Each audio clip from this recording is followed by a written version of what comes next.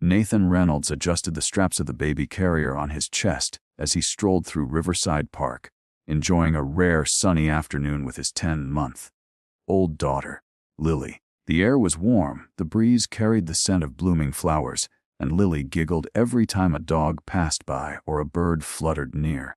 For a single dad juggling long shifts at the hardware store and late night feedings, moments like these were sacred, brief oases of peace in an otherwise chaotic life. Nathan cherished every coo and laugh from his daughter, even if fatigue tugged at his every step. As he reached the edge of the duck pond, Nathan spotted a cyclist zooming down the nearby trail, a blur of speed. Behind him, a child chasing a ball darted onto the path. Nathan's heart leapt into his throat. "Watch out!" he shouted, but it was too late. The cyclist swerved violently, missing the child by inches but crashing headfirst into a park bench with a sickening thud. The man collapsed to the ground, unmoving, his bike twisted beneath him. Without thinking, Nathan ran toward the man, his instincts taking over. But then he froze. Lily. He couldn't help the man while strapped to a baby. He turned around frantically and locked eyes with a woman standing a few feet away. She had auburn hair pulled back into a ponytail, wore scrubs under a light jacket, and clutched a smoothie that now dripped forgotten onto the ground. She had been watching the whole thing. "Please," Nathan said, his voice rushed and breathless. "Can you hold her? Just for a minute." The woman blinked, startled, then nodded. Nathan unbuckled the carrier quickly and handed Lily into her arms. "Thank you," he said, already turning back toward the injured man. As Nathan knelt beside the cyclist, checking for breathing and signs of consciousness, the woman gently cradled Lily, rocking her with a practiced ease. Lily, surprisingly calm, stared up at her with curious eyes. The woman smiled softly and whispered something only Lily could hear. Paramedics arrived minutes later, alerted by another bystander. Nathan stepped back as the professionals took over. He watched as the man was lifted onto a stretcher, groaning but alive. Relief flooded him. He turned back toward the woman holding Lily. "Thank you," he said again, breathless now with gratitude. "I didn't know what else to do." "No need to thank me," she replied with a warm smile. "You did the right thing." And Nathan reached for Lily, and she reluctantly let go, her little hands patting the woman's cheek before returning to her father's arms. Nathan hesitated. "I'm Nathan, by the way, and this is Lily." "Emily," she said. "Nice to meet you both." As they stood there amid sirens and murmurs, Nathan sensed something shift, like the universe had nudged two people into place. He didn't know why yet, but something told him this wasn't the last time he'd see Emily, not by a long shot. Over the next week, Nathan couldn't stop thinking about the woman from the park. Emily. There was something about the way she held Lily, the calm in her eyes, and the warmth in her smile that lingered in his memory like a soft echo. He hadn't asked for her number that day. He figured the moment would fade like all fleeting encounters. But life, it seemed, had other plans. A few days later, Nathan was back in the park with Lily, pushing her stroller beneath the shade of oak trees. Lily squealed and kicked her feet, reaching for the sky with chubby fingers. As they rounded a bend near the playground, Nathan's breath caught in his throat. There she was. Emily sitting on a bench in scrubs again, sipping from a new smoothie and reading a worn paperback. Their eyes met, and she smiled in instant recognition. "I was hoping I might see you again," she said as he approached. "Same here," Nathan replied, chuckling nervously. "Didn't get a chance to thank you properly the other day." "You did," she said, standing and peeking into the stroller. Lily beamed up at her. "Hey?" "Lily," Emily cooed, offering a finger for the baby to grasp. "She remembers me." "Seems like it," Nathan said, watching the interaction with a sense of awe. "She doesn't usually take to strangers so quickly." Emily shrugged, her smile soft. "I'm a pediatric nurse. I guess babies are kind of my thing." They walked together that afternoon, strolling slowly through the park as Lily napped. Nathan learned Emily had moved to the city a month ago after a rough breakup. She had no children of her own, but had always dreamed of being a mom. She shared how hard the loneliness had been, working long shifts and coming home to silence. Nathan, in turn, opened up about losing his wife, Sarah, during childbirth. The pain was still fresh, and though he had never planned to be a single father, Lily had become the anchor that kept him afloat. They began meeting at the park regularly. What started as casual bump-ins grew into planned meetups. Emily brought toys, snacks, and even a tiny sun hat for Lily. They had picnics on the grass, and Lily would crawl onto Emily's lap without hesitation. Nathan was surprised by how naturally she fit into their rhythm, as if she had always been part of their small world. One day, after Emily kissed Lily's forehead goodbye, Nathan found himself standing still, heart thudding. The sight of them together, his baby giggling in Emily's arms, stirred something deep within him. It was more than comfort or gratitude. It was hope. A flickering possibility of something beautiful being rebuilt from the ruins of his past. He didn't say anything that day, but as Emily walked away, Lily turned her head over Nathan's shoulder, reaching out. He whispered to her, "I know, sweetheart. I miss her already too." The autumn days grew shorter, but the bond between Nathan, Lily, and Emily deepened with each passing week. They became a trio without labels.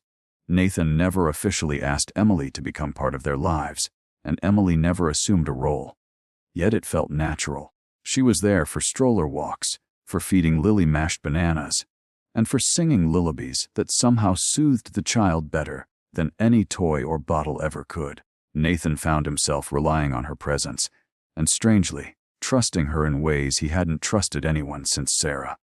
One chilly evening, a storm rolled in unexpectedly as Nathan closed up the hardware store late. Rain pounded the pavement as he ran to his truck, heart pounding. Lily had been fussy when he left her with the sitter. When he arrived home, the sitter stood on the porch in a panic. "She's got a fever," she said, wringing her hands. I tried giving her some medicine, but she kept crying. Nathan rushed inside. Lily's cheeks were flushed, her tiny body warm and limp in his arms. He rocked her, whispered soothing words, but her whimpering didn't stop. Out of desperation, he did the only thing that came to mind. He called Emily. She arrived in less than 15 minutes, her hair damp from the rain, her nurse's bag slung over one shoulder. Without a word, she took Lily from his arms, gently touched her forehead, and cooed softly as she rocked her. Her calm presence radiated reassurance. Nathan stood by helplessly, watching as Emily moved with the quiet authority of someone who had done this 1,000 times before. "She's okay," Emily finally said. "Just a mild fever. I'll stay the night if that's all right." Nathan didn't hesitate. "Please." They took turns watching over Lily, wiping her forehead, whispering lullabies, and holding her tiny hand. By morning, Lily's fever had broken. She slept peacefully on Emily's chest as they sat on the couch, a soft dawn glow filling the room. Nathan walked into the living room, still in the clothes he hadn't changed out of, his eyes red, rimmed from worry and exhaustion. Emily looked up at him, tears in her eyes, not from sadness, but something else. She brushed her hand gently across Lily's hair, and then looked directly at Nathan. "I've never said this out loud before," she began, her voice trembling. "But I love her, Nathan. I love both of you. And I know I'm not her mother, but can I be her mom?" Nathan stood frozen, his heart clenched as memories of Sarah swirled with the present. But then he saw Emily, her tired eyes, the way she cradled Lily like she was part of her soul, the way Lily snuggled into her like she belonged. It was as if life was giving him a second chance. He didn't answer immediately, but in his heart he already knew. Emily was no longer just a visitor in their lives. She had become something more, something permanent. Nathan took his time answering Emily's question. In the days that followed her whispered plea, "Can I be her mom?" he found himself reflecting on everything that had led to this moment. He watched Emily more closely, not with suspicion but with wonder. The way she instinctively picked up Lily's dropped pacifier, how she hummed softly during diaper changes, how her eyes lit up when Lily giggled. She didn't just care, she belonged. Still, a part of Nathan wrestled with guilt. Could loving Emily mean letting go of Sarah's memory? Was it too soon?